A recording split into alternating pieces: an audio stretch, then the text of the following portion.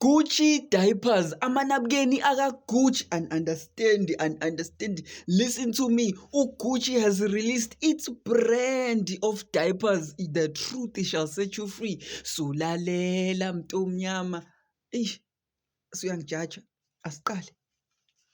Hlakanipha-ke mntomnyama and try to understand ukuthi you cannot go to the Gucci store saying you want to buy these diapers. They select who could have them. You have to be chosen by the store. Understand ukuthi only 0.003% of their global client base, that is about 3 out of every 100,000 customers, is even considered. Understand ukuthi to be qualified to have lama diaper or to gain a right to buy lama diaper, you have to have a minimum annual spend ka Gucci of about 250,000 euros. That is about 5.1 million rands. And you also have to have at least 3 years of purchase history ka Gucci and an internal profile score of about 92%. It's a lot. Poverty is the reason why you are gonna fight me kuma comments, because I understand ukuthi once you meet the minimum requirements and Gucci allows you to buy lama diaper, ingane yakho will be doing number 2 in luxury. At this point, I don't know what to say. Like, this is an exclusive diaper, a luxury diaper. And if you have a calculator at Duze, if you have the internet at Duze, can you convert for us and tell us in my comments how much it is in rands?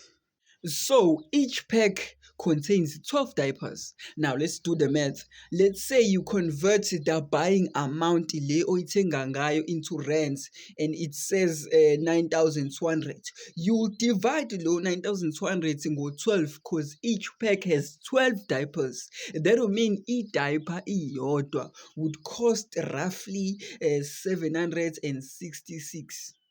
Yo. Right now, stress, you are asking yourself, why is it so expensive? Is it worth it? Understand, Gucci, this is not just a Gucci diaper. This is a statement of legacy. It was crafted with dermatologically enhanced fabrics sourced from northern Italy. Understand, Gucci, it was infused with a signature sense layer developed for over 18 months. And in the what hurts the most is that production is limited to just 5,000 packs globally per year. That means once produce about 5,000, they cut production. Never give up, never lose hope, mntomnyama. Let us hope, let us pray ukuthi one day you will get a call from the Gucci store to are you finally qualified to buy ingane yakho these diapers. One day is one day.